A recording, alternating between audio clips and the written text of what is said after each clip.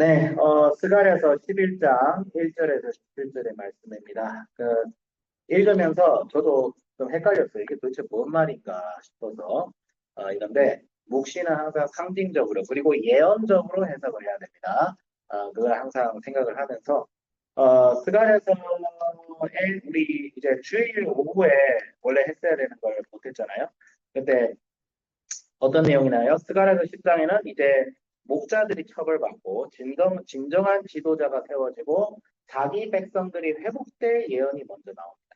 예. 그러니까 더 희망적이죠. 근데 11장은 조금 부정적인 톤으로 이 얘기가 진행됩니다.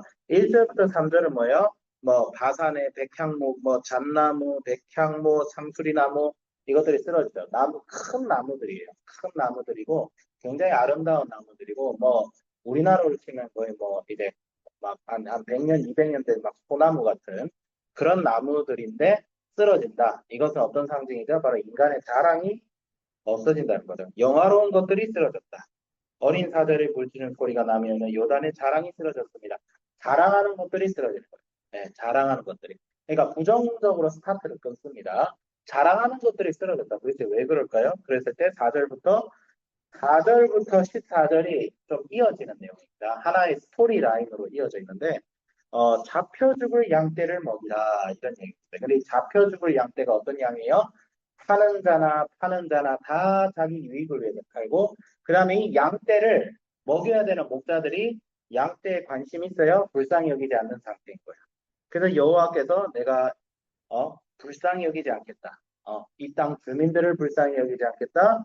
그 다음에 각기 그 이웃과 임금의 손에 넘기리라. 이거는 약간 이스라엘이 포로가 되는 그런 장면을 좀 연상하기도 합니다. 근데 또 장기적으로 보면 지금 하나님의 보냄받은 백성이라고 하는 이 당시 유대 민족들 그리고 또 나중에 나오겠지만 그 유대 민족들의 형편이 얘기가 나옵니다. 내가 잡혀 죽을 양떼를 먹이니 참으로 가련한 양들이라. 17절 내가 막대기를 취하여 하나는 은총이라 하나는 연합이라고 양떼를 먹는다. 은총과 연합. 은총이 뭐예요? 은혜를 뜻하죠. 연합은 뭐예요? 우리가 하나님의 백성으로서 연합되고 하나님과 연합됨을 말하는 거예요. 그러니까 구원을 베푸신다는 거예요. 구원. 이 양떼에게 구원을 베푸시는데 새 목자를 제거하였다라는 얘기가 나와요. 이 새 목자에 대한 해석이 굉장히 다양합니다. 가장 중요한 것은 이들이 거짓된 목자고 이 당시 자기 백성들을 하나님을 대리하여 이끌어야 했던 종교 지도자들, 정치적 지도자들, 사회적 지도자들이 오히려 양떼를 팔고 자기 유익을 취하는 자들로 변질이 되었다. 이런 자들을 하나님께서 내려치신다. 내려치신다. 내려치시다. 내가 이를 때 내가 너희를 먹이지 아니하리니 죽은 자는 죽은 대로 망하는 자는 망하는 대로 이의 은총이라는 막대기를 취하여 꺾었다. 은총과 뭐예요? 은총과 연합이란 막대기들로 양떼를 먹인다고 하신 그분께서 갑자기 은총이 막대기를 꺾었다. 이는 모든 백성이 세운 언약을 폐하여 하였으며 당일에 곧 폐함에 내 말을 지키던 가련한 양들은 이것이 여호와의 말씀이었던 줄 알리라. 내 말을 지키던 가련한 양들이라는 표현이 나옵니다. 그러니까 이거는 뭐야? 잡혀 죽을 양떼 중에서도 하나님의 말씀에 귀를 기울이는 양떼는 살아남은 거예요. 이게 구약에서는 바로 남은 자들이라고 하죠. 그러니까 하나님께서 유다와 이스라엘을 치셨을 때 이스라엘 백성들이 마치 이방 민족들처럼 거의 진멸을 당하였지만 그 중에 하나님의 말씀을 듣고 선지자의 말을 들었던 사람들은 살아남죠. 어떤 사람이에요? 예레미야의 말대로 바벨론에 항복했던 자들. 그리고 어떤 자들이에요? 하나님의 말씀을 지키던 선지자들. 근데 거짓된 예언을 하고 우리는 바벨론에서 3일 만에 풀려나 뭐 몇 년 안 돼서 정말 선지자 하나냐 같이 광장에서 사람 불러 모으고 세우고 이런 사람들은 어떻게 돼요? 망합니다. 즉시로 망합니다. 근데 거짓된 선지자가 참된 선지자보다 수십 배, 수만 배 훨씬 많아요. 그런 특징이 있죠. 그런 사람들에게 사람도 많이. 그러니까 잡혀 죽을 양떼는 매일 성경에서는 뭐 사회적 약자라고 나오는데, 뭐 그렇게 해석해서 내가 이 사회에 힘없고 어려운 사람들 내가 돕고 복음을 전하겠다. 좋은 거예요. 적용으로서는 좋아요. 근데 문맥적으로 봤을 때는 이 잡혀 죽을 양떼는 곧 뭐예요? 이스라엘 전체를 말하는 거예요, 사실상. 잡혀 죽을 양떼죠. 왜냐하면 이웃에게 팔린다고 돼 있잖아요. 네. 걔들을 먹인다는 거예요. 하나님께서 얘들을 구원하려고 노력하는 거예요. 예수님께서 예루살렘을 보시면서 뭐라 했어요? 예루살렘아, 예루살렘아. 내가 너희를 모으는 것이 암탉이 그 병아리를 모으고자 하듯이 내가 너희들을 모아서라 너희들이 듣지 아니하였다 이 말이에요. 예. 그래서 12절에 또 그리고 이 4절부터 14절을 해석할 수 있는 근본적인 단서가 12절에 나옵니다. 내가 그들에게 이르되 너희가 좋게 여기든 내 품삯을 내게 주고 그렇지 아니거든 그만두라. 그 뭐예요? 너희들이 나를 좋게 여기면 나에게 품삯을 주라는 거예요. 그건 뭐예요? 그거 뭐예요? 나를 영접하라는 뜻이에요. 근데 영접 안 하고 뭐였어요? 은 30개나 던져줍니다. 이게 뭐예요? 은 30개 하면 뭐 생각나요? 힌트, 신약에 등장하는 인물. 누구예요? 은 30개 하면 누가 나와요? 유다 이스카리ot, 가론 유다. 예수님을 배신한 가론 유다가 나오죠. 가론 유다와 은 30개에 대한 얘기는 구약 성경에서 두 본문에서 나옵니다. 예레미야 19장과 그 다음에 이스가랴 본문에서만 나오는 얘기. 그래서 마태 27장에서 보면 유다가 예수님을 배신하고 예수님을 버릴 것에 대한 예언이 성취되었다라고 하면서 예레미야가 예언하였다라는데 이게 원래 은 30개까지 더 자세하게는 스가랴서에 원래 예언이 되어 있어요.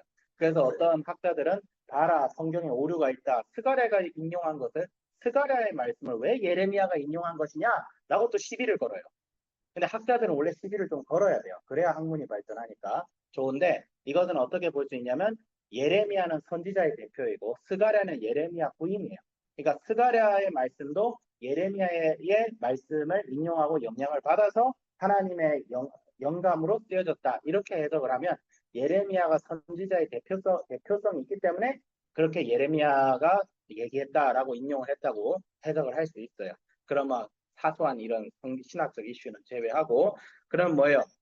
4절부터 14절은 사실 메시아 그리스도와 그분을 배척한 백성들에 대한 그러니까 예수님의 공생의 사역을 예언한 말씀으로 해석이 될 수 있고 실제로 교회사 2000년 동안 그렇게 해석이 되어 왔어요. 그게 가장 전통적인 해석이에요. 그렇다고 이런 해석을 내 따르지 않겠다 해가지고 잘못된 건 아니에요. 우리는 예수님을 믿고 예수님이 하나님 되심을 믿는 모든 사람들을 우리가 존중해야 돼요. 네, 그래서 매일 성경의 해석이 뭐 그렇게 해석을 할 수도 있어요. 하지만 일단 기본적으로는 이거는 메시아에 대한 해석. 예수님이 오셨는데 자기 백성이 뭐예요? 영접하지 아니합니다. 그러니까 어떻게 되는 거예요? 이런 자들이 어떻게 되는 거예요? 예수님을 은 30개를 받고 팔아버리죠. 가룟 유다가 팔았어요. 가룟 유다도 팔았죠, 직접적으로. 하지만 누가 팔았어요? 예수님을 벨라도가 이 예수는 내가 죽일 죄를 발견하지 못했다라고 했음에도 바리새인과 사두개인들에게 선동당한 백성들이 뭐라고 했어요? 십자가에 못 박고 있어요. 그거예요. 네, 그거예요. 예수님이 오셨어요. 약속대로 예언자 메시아가 오셔서 자기 백성을 연합과 은총이란 두 막대기로 어떻게 하는 거예요? 그들을 키우시고 기르셨는데 예수님은 은 30개 가지고 팔아버리는 이 오늘날 세상의 모습. 근데 이 선지자는 직접적으로 이거를 자기 백성, 즉 교회를 향하여 얘기를 하십니다. 교회가 예수님을 파는 거예요. 은 30개로 예수님을 파는 거예요. 교회 안에 복음이 사라지고 십자가가 사라지고 예수님이 팔아지는 걸 은 30개를 가지고 유다가 팔았듯이 지금도 팔고 있구나. 여기에 누가 이거를 앞장서고 있어요? 종교 지도자들, 목사라는 자들이, 사회적 지도자, 정치 지도자들이 이를 앞세우고 있는 거예요. 이런 얘기, 아주 무시무시한 얘기죠. 15절에서 뭐라고 해서 내가 너희들에게 어리석은 목자의 기구를 빼앗을지니 보라 내가 한 목자를 이 땅에 일으키리니 그가 없어진 자의 마음을 두지 아니하며 갑자기 엄청 무서운 목자가 나와. 이게 뭐야? 적그리스도. 사실상 14절까지가 예수님에 대한 얘기하면 15절에는 그 예수님이 없는 자리에 뭐가 나타나는 거예요? 적그리스도. 그래서 우리의 신앙에 예수님이 중심이 되지 않나 반드시 적그리스도가 중심이 됩니다. 그게 돈의 이름으로 명예라는 이름으로 아니면 예수님이 아니라 특정 내가 신봉하는 어떤 이상한 사이비스러운 사람의 모습으로 나타나요. 예수님이 없으면 예수님이 아니라 다른 것이 내 마음을 더 주장하기 시작하면 그게 적그리스도예요. 그게 아무리 좋은 걸 할지라도 그것이 아무리 좋은 걸 할지라도 적용을 해봅니다. 뭐예요? 예수님과 동행하기에 힘쓰고 하나님의 말씀이 아무리 내가 듣기에 싫고 내가 받아들이기엔 어렵더라도 하나님의 말씀이면 무릎 꿇고 절대적으로 순종하고 복종해야 돼요. 여기엔 변명이 있어서는 안 됩니다. 그분이 말씀하시면 우리는 따르는 거예요. 그 외에 다른 조건, 다른 변명이 있어서는 안 됩니다. 안 돼요. 하나님의 말씀은 절대적으로 복종해야 돼요. 우리가 이해하든 이해하지 않든. 근데 이건 있을 수 있어요. 하나님의 뜻이 무엇일까 하고 고민은 할 수 있어요. 아, 이게 하나님의 뜻인지 아닌지 고민이 된다. 그러면 아직 내가 뭘 해야 될지를 고민하면 유보는 할 수 있어요. 목사가 말씀을 선포한다고 해서 이게 하나님 말씀인가? 의심할 수 있어요. 그럼 의심해야죠, 그러면. 당연히. 근데, 아, 정말 이게 하나님의 뜻이구나라고 내 양심과 마음속에 말씀을 통하여 성령을 통하여 확정된 것이 있다면 그것은 반드시 따라야 돼요. 그건 예외 없어요. 그거 안 따르면 뭐 예수님이 불쌍히 여기죠. 잡혀 죽을 양떼라고 돼 있잖아요. 그지만 잡혀 죽을 양떼라는 말은 이 사람들이 선량하다는 뜻이 아니에요. 예수님이 예루살렘을 향해서 그 당시 자기를 배척하고 바리새인과 사두개인들의 아주 뜬구름 잡는 소리나 사랑했던 이 백성들을 향해서 예수님이 얼마나 눈물을 흘리면서 내가 너희들을 모았는데 그래서 자기 백성들에게 요한계시록에서 뭐라고 얘기해요? 그 도성에서 나오라. 바벨론에서 나오라는 거예요. 안 나오면 같이 망하는 거예요. 예수님을 믿는 사람들은 반드시 회개하여 나오게 돼 있어요. 예수님 믿었지만 바벨론에 나오지 않았는데요. 그거 뭐예요? 감리교에서는 그거는 뭐 예수님 배교에서 구원이 취소됐다. 그래 얘기하겠죠. 우리는 뭐 어떻게 얘기해요? 처음부터 예수 안 믿는 사람이라고 얘기할 거예요. 백성들 중에 예수 안 믿는 사람들이 있습니다. 교회를 다닌다고 해서 다 예수 믿는 거 아니에요. 성경에도 나와 있고요. 알곡과 가라지가 분명히 있어요. 알곡과 가라지의 기준 딱 하나예요. 예수님을 믿느냐 안 믿느냐의 차이예요. 예수님을 믿는다는 것은 그냥 예수님을 지식적으로 아는 게 아니라 그분 앞에 무릎 꿇고 순복하고 충성을 맹세하는 거예요. 여러분 애국가 울리면서 태극기 앞에서 내 손에 심장을 울리고 맹세하죠. 그 맹세를 예수님 앞에 하는 거예요. 예수님이 내 인생의 주인과 왕이라는 사실을 고백하고 진심으로 마음으로 고백하는 그게 믿음이에요. 그거에 다른 게 믿음이 아니에요. 예수님을 내 밑에 두고 내 기호의 대상으로 삼는 건 믿음이 아니에요. 그건 잡혀 죽을 양떼예요. 그래서 적용을 하자면 정말 예수님을 사랑하자. 예수님께 충성하자. 그분의 말씀을 더 고민하고 묵상하고. 그런데 하나님의 말씀인 것이 확실한 것에 있어서는 절대적으로 순종할 수 있는 그런 은혜를 달라고 더욱 예수님 앞에 기도하자. 우리는 연약하나 성령께서 우리를 견인하시고 우리를 견디고 인내하게 하시는 은혜로 역사하셔서 우리로 하여금 예수님의 장성한 분량으로 자라게 하심을 믿고 더욱 기도하고 부르짖고 특히 오늘날 한국교회와 오늘날 우리 대한민국과 그다음에 열방의 수많은 사람들을 위해서 기도할 수 있는 그런 저희들이 되자라고 적용하겠습니다. 기도하겠습니다. 하나님 아버지 감사합니다. 스가랴서의 말씀을 통하여 말씀대로 오셨으나 정작 자기 백성들에게 버림당하신 그리스도를 보고 또 지금 예수 그리스도를 과연 예수님을 믿는 우리다라고 하는 곳에 정말 예수님이 지금도 살아계시는가를 고민하지 않을 수 없는 오늘 현실 사회 속에서 우리가 단지 여기가 좋사오니 그냥 평범하게 사는 것이 좋사오냐고 만족할 수 없는 그렇게 하는 것 자체가 이미 현실을 외면하는 것이라고밖에 볼 수 없는 이 사회 속에서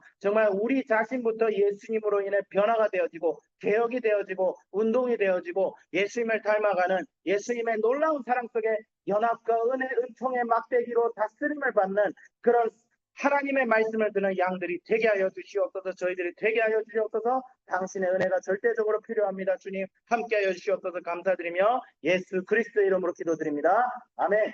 감사합니다. 오늘 하루도 수고하시고 오늘 하루도 승리하시길 바랍니다. 할렐루야.